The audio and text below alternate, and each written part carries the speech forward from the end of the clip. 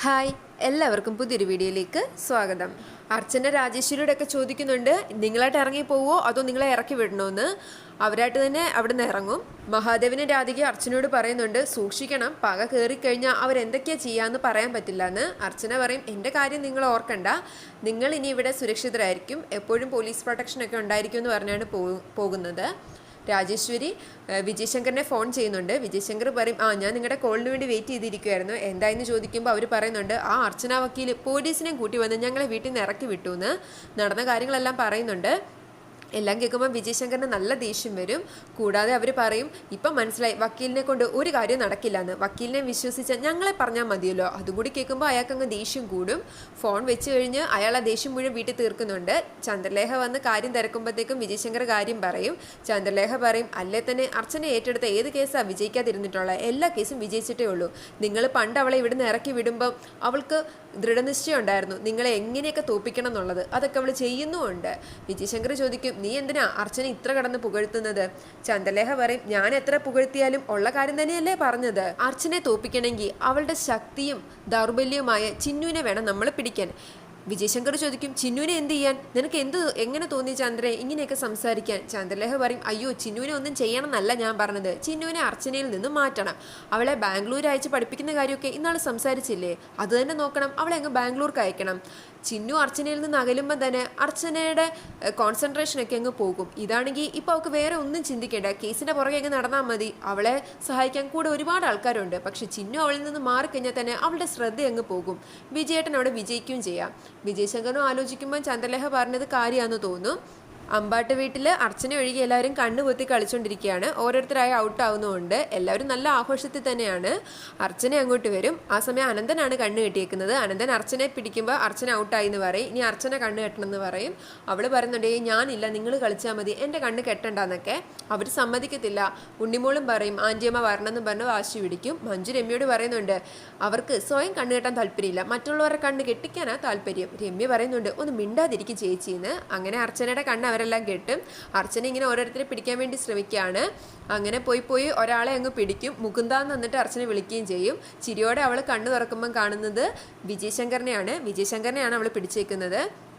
വിജയശങ്കറിനെ അവിടെ കാണുമ്പോൾ എല്ലാവർക്കും ഒരു അമ്പരപ്പും ദേഷ്യമൊക്കെ ഉണ്ട്. അർച്ചന അന്നേരം തന്നെ അവിടെ നിന്ന് മാറി നിൽക്കും. അയാളോട് സംസാരിക്കാൻ താല്പര്യമില്ലാത്ത രീതിയിൽ. ചിന്നുവിന് മാത്രം ചെറിയ സന്തോഷമൊക്കെ ഉണ്ട്. ചിന്നു അച്ഛാന്ന് വിളിച്ച് ചെല്ലുമ്പം വിജയശങ്കർ പറയും, ചിന്നുവിനെ കൊണ്ടുപോകാനാണ് ഞാൻ വന്നത്, മോള് 2 ദിവസം എൻ്റെ വീട്ടിൽ വന്ന് നിൽക്കട്ടെ. ഉടനെ തന്നെ മുകുന്ദനും അച്ചു അനന്തനും എല്ലാം അതിനെ എതിർക്കുന്നുണ്ട്. പറ്റില്ല, ചിന്നുവിനെ എവിടെയും വിടില്ല എന്നൊക്കെ പറഞ്ഞ്. വിജയശങ്കർ പറയും, അത് നിങ്ങളല്ല പറയേണ്ടത്, കോടതിയിലൊന്നും നിങ്ങളൊന്നും ഇല്ലായിരുന്നല്ലോ, കോടതിയിൽ എന്താ പറഞ്ഞെന്ന് അവക്കറിയാം, അവള് പറയട്ടെ. അച്ചു പറയുന്നുണ്ട്, ചിന്നുമോളെ ബലം പ്രയോഗിച്ചൊന്നും കൊണ്ടുപോകാൻ പറ്റില്ല. വിജയശങ്കർ പറയും, പോടാ ചെക്ക, എന്നെ പ്രൊവോക്ക് ചെയ്ത് ഇവിടെ ഒരു പ്രശ്നം ഉണ്ടാക്കാനാ നീ ശ്രമിക്കുന്നെന്ന് എനിക്ക് മനസ്സിലായി. എന്നിട്ട് നിനക്ക് പറയാലോ ഞാൻ ബലം പ്രയോഗിച്ച് ചിന്നുമോളെ ഇവിടുന്ന് കൊണ്ടുപോകാൻ ശ്രമിച്ചെന്ന്. പക്ഷേ നിന്റെ ആ ചൂണ്ടയിൽ ഞാൻ കൊത്തുന്നില്ല. അനന്തം പറയും, നിങ്ങൾ എന്തൊക്കെ ന്യായം പറഞ്ഞാലും ശരി, ഇവിടെ നിൽക്കുന്ന ഞങ്ങളുടെ എല്ലാവരുടെയും അനുവാദം ഇല്ലാതെ ചിന്നുവിനെ നിങ്ങൾക്ക് കൊണ്ടുപോകാൻ പറ്റില്ല. അർച്ചന പറയും, അനന്ത, കോടതിയുടെ നിർദ്ദേശം പാലിക്കാൻ നമുക്ക് ബാധ്യതയുണ്ട്. മുകുന്ദൻ ചോദിക്കുന്നുണ്ട്, ഒരു മുന്നറിയിപ്പും ഇല്ലാതെയുള്ള ഇയാളുടെ ഈ വരവ് നമുക്കൊരു വെല്ലുവിളിയല്ലേ ചേച്ചി? വിജയശങ്കർ ചോദിക്കും, അതിന് അപ്പോയിന്റ്മെന്റ് എടുത്ത് സന്ദർശിക്കാൻ വേണ്ടി ഇവിടെ ഏത് VIP ആടാ ഉള്ളത്? അച്ചു പറയും, എടാ പോടാന്നൊന്നും വേണ്ട. അർച്ചന പറയും, ഞാൻ പറയുന്നത് കേൾക്കുന്നുണ്ടോ? മുകുന്ദൻ പിന്നെ എന്തോ പറയാൻ തുടങ്ങുമ്പോൾ അർച്ചന പറയും, മിണ്ടണ്ടാന്ന്. അവള് പറയുന്നുണ്ട്, ഇവിടെ ഒരു വഴക്കിൻ്റെയോ സംസാരത്തിൻ്റെയോ ആവശ്യമില്ല. എന്ത് വേണമെന്ന് തീരുമാനിക്കുന്നത് നമ്മളാരും അല്ല, ചിന്നുവ, അവള് തീരുമാനിക്കട്ടെ. വിജയശങ്കർ അവളുടെ അനിയന്മാരെ നോക്കിയൊന്ന് പുച്ഛിക്കുന്നുണ്ട്. ആ സമയം പോലീസ് വണ്ടി അങ്ങോട്ട് വരും. മുകുന്ദൻ ചോദിക്കുന്നുണ്ട്, അപ്പം കരുതിക്കൂട്ടിയാണല്ലേ? വിജയശങ്കർ പറയും, നിന്റെയൊക്കെ അടുത്തേക്ക് വരാൻ പോലീസിന്റെ ആവശ്യമൊന്നും എനിക്കില്ല. ഇനി അങ്ങനെ വേണമെങ്കിൽ തന്നെ ഒരു വണ്ടി പോലീസുകാരെ കൊണ്ടുവരാനുള്ള കഴിവും എനിക്കുണ്ട്. നിയമത്തിന്റെ പിൻബലത്തിലൂടെയാ ഞാൻ ചിന്നുമോളെ കൊണ്ടുപോകുന്നതെന്ന് രേഖപ്പെടുത്താനുള്ള ഒരു പ്രൊസീജിയർ മാത്രം ഇത്. അന്നേരത്തേക്ക് 2 പോലീസുകാരും വിജയശങ്കറിന്റെ അടുത്തേക്ക് എത്തുന്നുണ്ട്. വിജയശങ്കർ ചിന്നുവിനോട് പറയും, മോളെ, അച്ഛൻ ഇവിടെ നിൽക്കാം, പോയി 2 ദിവസത്തേക്കുള്ള ഡ്രസ്സൊക്കെ എടുത്തിട്ട് വാ. പെട്ടെന്നാട്ടെ. ചിന്നു അർച്ചനെ ഒന്ന് നോക്കും. അർച്ചനയ്ക്കും അനിയന്മാർക്കും അപ്പോഴും ഒരു വിശ്വാസമുണ്ട് ചിന്നു വിജയശങ്കറിന്റെ കൂടെ പോവില്ലാന്ന്. എന്നാൽ ചിന്നു വേഗം തന്നെ അകത്തേക്ക് കയറി പോകുന്ന കാണുമ്പം എല്ലാവർക്കും ഒരു അമ്പരപ്പാണ്. പുറകെ തന്നെ അനന്തനും മുകുന്ദനും കയറി വരുന്നുണ്ട്. ചിന്നുവിനോട് ചോദിക്കും, ചിന്നു, നീ ഫോൺ ചെയ്ത് വിളിച്ചിട്ടാണോ അയാൾ വന്നത്? ചിന്നു പറയും, അയ്യോ അല്ല മാമ. അനന്തം പറയും, പക്ഷെ വിജയശങ്കറിന്റെ മുഖം കണ്ടിട്ട് അങ്ങനെ തോന്നുന്നില്ലല്ലോ. ചിന്നു പറയുന്നുണ്ട്, സത്യമായിട്ടും അല്ല മാമ, മാമന്മാരോട് ഞാൻ എന്തിനാ കള്ളം പറയുന്നത്? ആ സമയം മഞ്ജു മഞ്ജു വന്ന് ചോദിക്കും, നിങ്ങൾ രണ്ടാളും എന്തിനാ ചിന്നുമോളുടെ നേരെ ഇങ്ങനെ ദേഷ്യപ്പെടുന്നത്? മോള് വിളിച്ചിട്ട് വേണോ വിജയേട്ടന് ഇങ്ങോട്ട് വരാൻ? അനന്തൻ ചോദിക്കും, പിന്നെ നീയാണോ അയാളോട് ഇങ്ങോട്ട് വരാൻ പറഞ്ഞത്? മഞ്ജു പറയും, ഞാൻ വിളിച്ചിട്ട് എത്ര പേര് ഇവിടെ വന്നിട്ടുണ്ട്, ദേ കൊച്ചു നിൽക്കുന്നുണ്ട്, ഞാൻ മറുപടി പറയുന്നില്ല. ആരും ക്ഷണിക്കാതെ തന്നെ അഡ്വക്കേറ്റ് വിജയശങ്കറിന് അമ്പാട്ട് വീട്ടിൽ വന്ന് തന്റെ മോളെ കാണാനും കൂട്ടിക്കൊണ്ട് പോകാന്നും ഒക്കെ പറഞ്ഞത് കോടതി തന്നെയാ. ഇത്രയും നേരം വെളിയിൽ പറഞ്ഞുകൊണ്ട് നിന്നതും അതൊക്കെ തന്നെയാ. മുകുന്ദൻ പറയും, ചിന്നുവിനെ ഇവിടുന്ന് പിടിച്ചിറക്കിക്കൊണ്ട് പോണെന്ന് കോടതി പറഞ്ഞിട്ടില്ല. മഞ്ജു ചോദിക്കും, അതിനാരെങ്കിലും പിടിച്ചിറക്കാൻ വന്നോ അനിയ? ചിന്നുവിന് ഇഷ്ടം എന്തോ അത് നടക്കട്ടെ എന്നാ ജഡ്ജി പറഞ്ഞത്, അവർക്ക് വിവരമുണ്ട്. അനന്തൻ ചോദിക്കും, പിന്നെ ആർക്കാ വിവരം ഇല്ലാത്തത്? മഞ്ജു പറയും, എനിക്ക് തന്നെ, അല്ലാതെ ആർക്കാ? ഒരച്ഛൻ നിയമപ്രകാരം തന്റെ മകളെ വീട്ടിലേക്ക് കൂട്ടിക്കൊണ്ടു പോകാൻ വന്നപ്പോ അത് തടയുന്നത് വിവരം, അത് ശരിയല്ലെന്ന് പറയുന്നത് വിവരക്കേട്. അനന്തൻ ചോദിക്കും, നീ ആരുടെ ഏജന്റാ മഞ്ജു? വിജയശങ്കറിന്റെയോ? മുകുന്ദൻ പറയും, ചിലപ്പോ ആ ചന്ദ്രലേഖയുടെ ഏജന്റ് ആയിരിക്കും. മഞ്ജു പറയും, ഇങ്ങനെ മനസ്സിൽ വിചാരിക്കാത്ത കാര്യമൊന്നും പറയല്ലേ അനിയ? മഞ്ജു പറയും, വിജയേട്ടന്റെ ഒപ്പം ചിന്നുവിനെ വിട്ടില്ലെങ്കിൽ ഇവിടെ വലിയ വഴക്കുണ്ടാവില്ലേ? അടിപിടി നടക്കത്തില്ലേ? പോലീസ് കേസാവും. അതിന്റെ മാനസിക സമ്മർദ്ദം അനുഭവിക്കുന്ന ആരാ?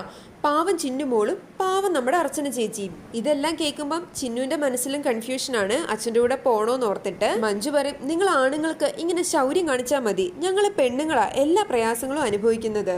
ഈ സമയം ലേഡി കോൺസ്റ്റബിൾ അങ്ങോട്ട് വന്നിട്ട് പറയും, മേഡം, വക്കീൽ സാറ് ബഹളം വെക്കുന്നുണ്ട്, ചിന്മയെ വിട്ടില്ലെങ്കിൽ വലിയ പ്രശ്നമാകും. മുകുന്ദൻ ചോദിക്കും, എന്ത് പ്രശ്നമാകുമെന്നാ? അങ്ങനെ ഞങ്ങളെ വരട്ടിയിട്ടൊന്നും ചിന്നുവിനെ ഇവിടുന്ന് കൊണ്ടുപോകാൻ പറ്റില്ല.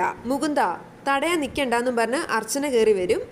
ചേച്ചി, അയാള് അനന്തൻ എന്തോ പറയാൻ തുടങ്ങുമ്പം അർച്ചന പറയുന്നുണ്ട്, നിയമത്തിന്റെ പിൻബലത്തോടെയാ അയാൾ വന്നേക്കുന്നത്. നിയമം കൈകാര്യം ചെയ്യുന്ന ആളെന്ന നിലയ്ക്ക് അത് പാലിക്കാനുള്ള ബാധ്യത എനിക്കുമുണ്ട്. അതുമാത്രമല്ല, ഈ വിഷയത്തില് നമ്മളുടെ അഭിപ്രായങ്ങൾക്കല്ല വില. ചന്ദ്രകാന്തത്തിലേക്ക് പോകണോ വേണ്ടയോ എന്ന് നിനക്ക് തീരുമാനിക്കാം. അതിനുള്ള അവകാശം ചിന്നുവിനാ. മടിക്കാതെ പറഞ്ഞോ? ചിന്നു പറയും, ഞാൻ അച്ഛൻ്റെ കൂടെ പോകാമേ. അത് കേൾക്കുമ്പം മഞ്ജുവിന് ഒഴികെയുള്ളവർക്ക് ഒരമ്പരപ്പും സങ്കടമൊക്കെയാണ്. ഒരിക്കലും അർച്ചന പ്രതീക്ഷിച്ചില്ല ചിന്നു അങ്ങനെ പറയുമെന്ന്. ചിന്നുവിന്റെ തോളി വെച്ചിരുന്ന അർച്ചനയുടെ കൈ അറിയാതെ അവള് എടുക്കുന്നുണ്ട്.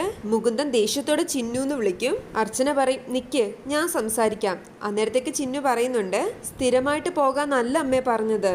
അച്ഛൻ പോലീസിനെ കൊണ്ടല്ലേ വന്നത്, അതിനർത്ഥം എന്തിനും തയ്യാറായിട്ടാ വന്നേന്നല്ലേ? ഇതുവരെ എന്നെ ചൊല്ലി ചന്ദ്രകാന്തത്തിൽ വെച്ചായിരുന്നു കൂടുതലും വഴക്ക്. അത് ഈ വീട്ടിലും ആവർത്തിക്കുന്നത് കാണാൻ എനിക്കിഷ്ടമല്ല. അതുകൊണ്ട് ഇന്ന് അവിടെ ചെന്ന് അച്ഛനെ കാര്യങ്ങൾ പറഞ്ഞ് മനസ്സിലാക്കിയിട്ട് ഞാൻ തിരിച്ചു വരും. അതല്ലേ അമ്മേ നല്ലത്? അനന്തൻ ചോദിക്കും, അവിടെ ചെന്നിട്ട് അയാളെ തിരിച്ചു വിട്ടില്ലെങ്കിൽ നമ്മൾ എന്ത് ചെയ്യും? അർച്ചന ചോദിക്കും, പോലീസ് നിയമം ഒരു ഭാഗത്തുള്ളവരെ മാത്രം സഹായിക്കാനുള്ളതാണോ? കൂടുതലൊന്നും സംസാരിക്കാൻ താല്പര്യമില്ലാതെ വാ ഏട്ടാന്നും പറഞ്ഞ് മുകുന്ദൻ ദേഷ്യത്തോടെ മുറിയിന്നിറങ്ങി പോകും. അതിനു മുമ്പ് ആ പോലീസുകാരിയോട് പറയുന്നുണ്ട്, ഒന്ന് അങ്ങോട്ട് മാറി നിൽക്ക്, ചിന്നുവിനെ കൊണ്ടുവരും. അത് കേട്ട് അവരും പുറത്തേക്ക് ഇറങ്ങും. അനന്ത ദേഷ്യത്തോടെ മഞ്ജുവിനോട് ചോദിക്കുന്നുണ്ട്, നീ എന്താ യാത്ര അയക്കാൻ നിൽക്കുന്നതാണോ? അനന്ത മുറി വിട്ടു പോകുമ്പം മഞ്ജുവും പുറകെ പോകും. അർച്ചന ഒരു ബാഗ് എടുത്തോണ്ട് വന്ന് അതിലേക്ക് ചിന്നുവിന്റെ കുറച്ച് ഡ്രസ്സുകളും മരുന്നും ഒക്കെ എടുത്ത് വെക്കുന്നുണ്ട്. ഓരോന്നും ചിന്നുവിനോട് പറയുന്നുമുണ്ട്. മരുന്നൊക്കെ കൃത്യമായിട്ട് കഴിക്കണം എന്ന് പറയും. മോള് പോയി ഡ്രസ്സൊക്കെ മാറിയിട്ട് വാ, വേറെ എന്തെങ്കിലും ഉണ്ടെങ്കിൽ എടുത്ത് വെക്കാനും പറഞ്ഞിട്ട് അർച്ചന ആ മുറി വിട്ടു പോകും. വിജയശങ്കർ അക്ഷമനായി കാത്തു നിൽക്കുവാണ്. അങ്ങനെ കാണിച്ചാണ് എപ്പിസോഡ് അവസാനിക്കുന്നത്. ഇത് ചന്ദ്രലേഖയ്ക്ക് ദേഷ്യം ഉണ്ടാക്കും. ചന്ദ്രലേഖ ഒട്ടും പ്രതീക്ഷിക്കുന്നുണ്ടാവില്ല ചിന്നുവിനെ ഇപ്പോൾ ആ വീട്ടിലേക്ക് കൂട്ടിക്കൊണ്ടു വരുമെന്ന്. ചന്ദ്രലേഖയുടെ ആഗ്രഹം അർച്ചനയിൽ നിന്ന് ചിന്നുവിനെ പിരിക്കണം, ചിന്നുവിനെ ബാംഗ്ലൂർ അയക്കണം എന്നൊക്കെയായിരുന്നു. അച്ഛനെ കാര്യങ്ങൾ പറഞ്ഞ് മനസ്സിലാക്കിക്കാനാണ് ചിന്നു പോകുന്നത്. എന്തൊക്കെയാവുമെന്ന് കാത്തിരുന്ന് കാണാം.